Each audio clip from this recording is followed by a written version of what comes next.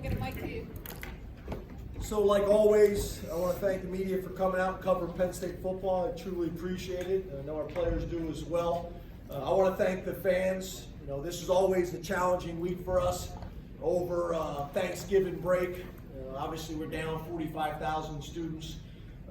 And obviously, this is always a challenging weekend because of that, but we get unbelievable support. Unbelievable support. I think for the year, we averaged 107,000 fans for the year. And it's special. You know, even today, most programs in the country would die for the attendance that we get on this Thanksgiving weekend. So that was awesome. I just thought we played really good complementary football. Offense, defense, and special teams all made plays when we needed to. Early on in the game, I thought their punter was kind of the MVP, swinging field position.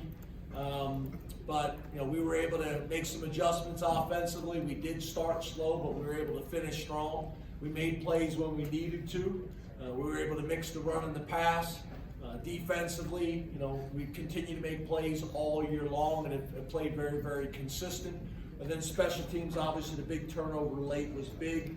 Our tight ends had a big night for us. That's kind of been a theme, you know, pretty much all year long. And I thought Sean did what he typically does. He manages the game extremely well, gets us into the right runs, gets us into the right protections, and makes the plays when he needs to. So it was also great to see Keandre have a big night. Big touchdown catch, and obviously a touchdown throw. I thought that was a big-time throw. So overall, good night for us. I'm really proud. You think about, you know, where this team started in terms of how people talked about us, you know, in preseason to where we finished. I would think inside the top 10 and at the end of the regular season, and then we still have one game left to play. We're looking forward to seeing where we'll end up. So again, appreciate you guys, and open up the questions. Rich?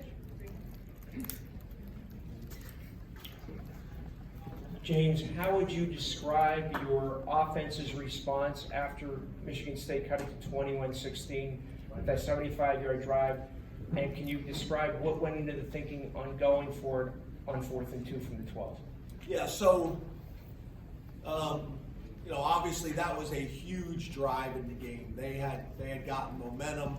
We're able to, you know, get it down to a one-score game, obviously. So being able to answer there was a big-time drive. Not only did we go the length of the field, but we took a ton of time off the clock as well, which was really valuable.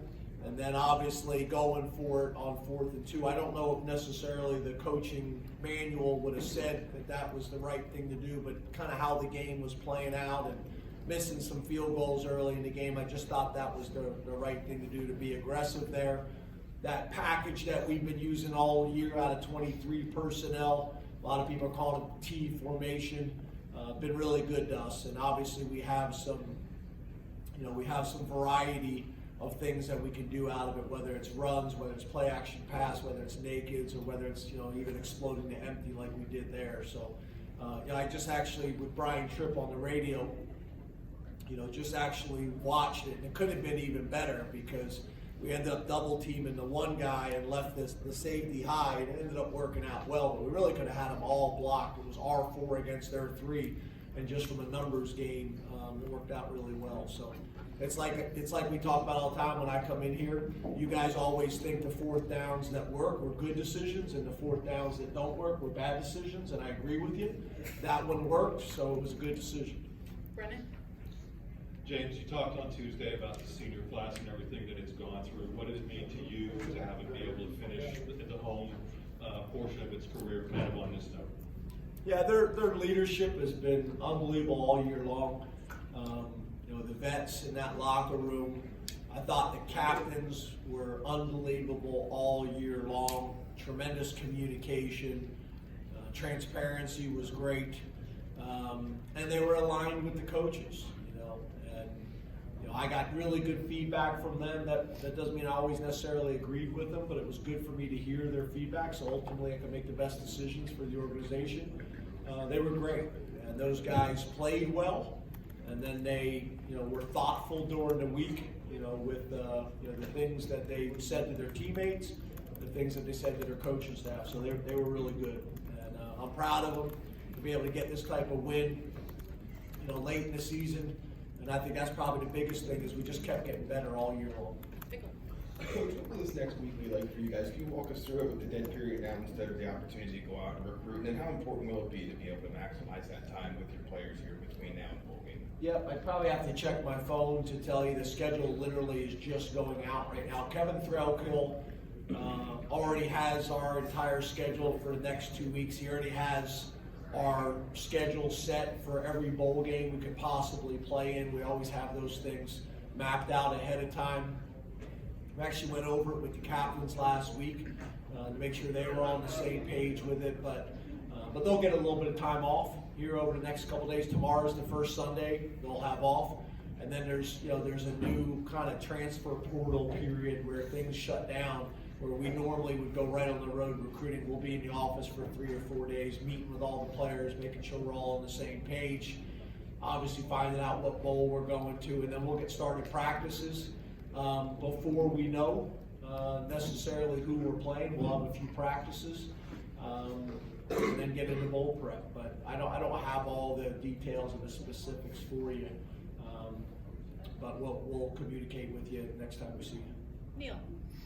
James, you mentioned during the week about the conference lobbying for its teams. I'm just wondering what the process will be now between you and the administration, you know, working with the Big Ten or trying to go to bat for your bowl. Yeah, that'll be Pat. Pat, you know, I'm going to focus on meeting with our players, getting this film graded, recruiting. I'll be all over that. Pat will handle all these things. He's got tremendous experience doing it. You know, and I know the Big Ten will do everything they possibly can to help all the teams kind of, you know, within the conference get in the best situations we possibly can. You know, there was some interesting games last week. There's some interesting games this week that impact us, put us in a more favorable position. But we'll see how it plays out. Tommy. James, Hi, Donnie. what are you doing, James?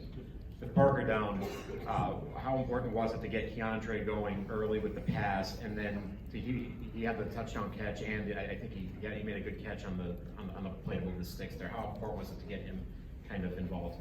Yeah, I'm proud of him. It hasn't always gone easy for him, but he's really been resilient and battled through it. I think this bowl prep period is going to be really important as well. We need to continue to build kind of confidence, with Sean and the receivers, so that we can go into the bowl game and be as explosive as we possibly can in the passing game. Just things that we got to get cleaned up. Obviously, Parker's an unbelievable player, and not having him, makes an impact. So some guys stepping up, and I think Keandre's a great example of that. He was able to do it today. I thought it was a big time throw. I mean, that was a big time throw. He made somebody in his face and just laid that thing out in stride. And then obviously going down and making the big touchdown reception was big for us as well. So he's got a ton of ability, and I'm really excited about the next step for him. Tyler. James, this is another game where Abdul Carter was all over the place, seems to be making timely plays as well. You've often called for game records on your defense with the way you recruit and develop. Has he reached that status here at the end of his freshman season? Yeah, I'll let you guys decide that. I'm proud of him. He's gotten better every single week. As you can tell and you can see, he's got a ton of natural physical ability, and then he's getting more and more confident within the scheme, which not only is helping our defense play better, but it's also putting him in position to make more and more plays. But his ability to burst and chase the quarterback, or burst and chase running backs on the perimeter or within the box, it's impressive. He's got the ability to find the ball, and when he gets there, he's got bad intentions. So it's been fun to watch his development from the beginning of the year to now. Last two, Dave, then Audrey. I'm over here, James. How important You guys aren't sitting in your normal seats. There are no more normals. Yeah. Neil's usually Too right many, there. too many normals. Yeah, Neil's usually right there. He's usually right there. How important is the New Year's Six Bowl anymore, as opposed to the third tier to you, perception-wise? Yeah, obviously, you want to try to go to the biggest games you possibly could go to. Has it changed, Dave? Yeah, I think your point is a fair one. And I think that's why there's so much talk about, the expansion and the importance of the expansion. And I think there's been stuff that's been put out. If they go to a 12-game model, like everybody's saying it's going to happen, how many times we would have a chance to be in that.